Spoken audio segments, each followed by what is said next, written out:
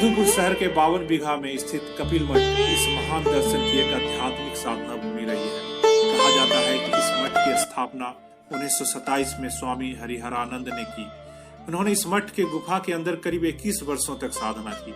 उन्होंने सांख्य दर्शन पर अनेक पुस्तकें लिखी, जिसकी पढ़ाई न केवल अपने देश में बल्कि विदेशों में भी अनेक विश्वविद्यालयों में होती है। उनके बाद स्वामी धर्ममेघ आरण्य ने करीब 38 वर्षों तक साधना इस पावन भूमि पर की। इस कड़ी में यहाँ के तीसरे साधक स्वामी भास्कर आरण्य है, जो लगभग 32-33 वर्षों से सांख्य योग पर साधनारत है। बंगला संवत के पौष मास के पंचमी तिथि को स्वामी हरिहरानंद ने समाधि ली थी। इनके समाधि स्थल को यहाँ देखा जा सकता है। साथ ही कपिल मठ के अंदर महान साधक व सांख्य दर्शन के प्रतिपादक कपिल मुनि की विशाल प्रतिमा का दर्शन कर श्रद्धालुओं का रोम रोम अध्यात्म से पुलकित हो जाता है। मठ में प्रवेश करने के साथ ही बाईं ओर एक विशाल फलक पर आदि विदुषे कपिलाय नमः लिखा मिलता है, जिसे पढ़ने के साथ ही हमारे अंदर की आध्यात्मिक ऊर्जा का संचरण आरंभ हो जाता है और अंदर जाने पर स्वामी जी की साधना स्थूल स्वरूप गुफा का दर्शन होता है, जिसमें स्वामी भास्कर आरण्य श्रद्धालुओं को दर्शन देते हैं। सांख्य दर्शन हमेशा से ही हमारे लिए कौतूहल का विषय बना रहा है। इस दर्शन को जानना और समझना हम जैसों के लिए पहले भी जटिल था, आज भी उतना ही जटिल है। लेकिन इस विषय के प्रति हमारी जिज्ञासा यथावत ही है। कारण बिल्कुल स्पष्ट है, क्योंकि हमारा संबंध सांख्य दर्शन के एक प्रयोगशाला माने जाने वाली पावन स्थली मधुपुर से है।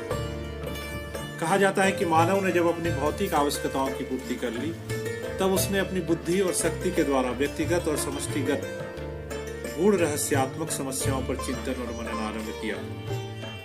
उसने मानव जीवन, उसके आदि और अंत, सृष्टि सृजन, ब्रह्मांड, प्रकृति और उसके सुखप्रद या दुखप्रद प्रवृत्तियों के नियंत्रणकर्ता आत्मा, शरीर आदि पर गंभीरता से विचार करना आरंभ किया। उसने यह अनुभव कर लिया कि प्रकृति और विश्व की शक्तियां उसे सभी प्रकार से सुखी करने में पूर्ण रूप से असमर्थ है।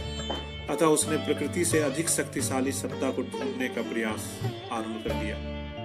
उसने अपनी बुद्धि और चिंतन के द्वारा उस सत्य की खोज आरंभ की, जिससे सनातन सुख और शांति उपलब्ध होते हैं। उस खोज के परिणाम स्वरूप जो विचारधाराएं प्रचलित हुई, उन्हें दार्शनिक प्रवृत्तियां कहते हैं। उन प्रवृत्तियों और प्रणालियों के द्वारा जिस गुण ज्ञान का संचयन हुआ, उसे ही दर्शन कहते हैं। अतः दर्शन एक आध्यात्मिक अनुभूति है। जिन व्यक्तियों ने आत्मा की पवित्रता प्राप्त कर ली है, उसे सरलता से प्राप्त कर सकते हैं। भारतीय दर्शन को भारतीय अध्यात्म का आधार माना जाता है। इन दर्शनों में न्याय, वैशेषिक, सांख्य, योग, पूर्व मीमांसा, उत्तरी मीमांसा आदि है। इन्हें ही भारतीय षड दर्शन कहा गया है। सांख्य दर्शन से तात्पर्य है विवेक ज्ञान से संबंधित दर्शन। सांख्य संख्या शब्द से बना है, अर्थात तत्वों की प्रधानता होने से इस दर्शन का नाम सांख्य पड़ा।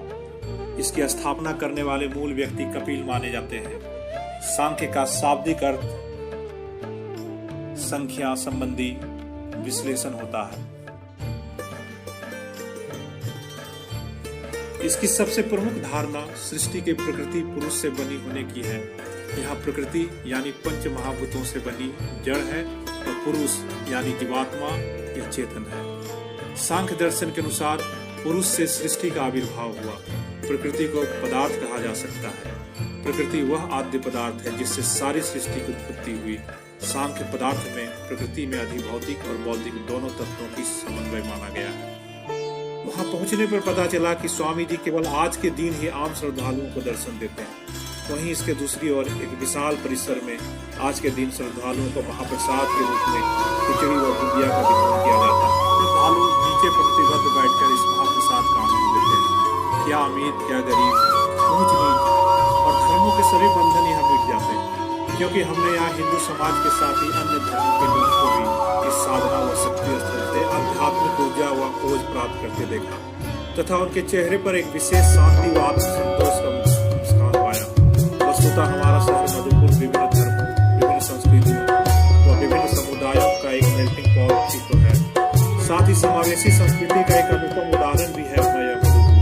हमें काफी गर्व है कि हम मधुपुर के रहने वाले हैं।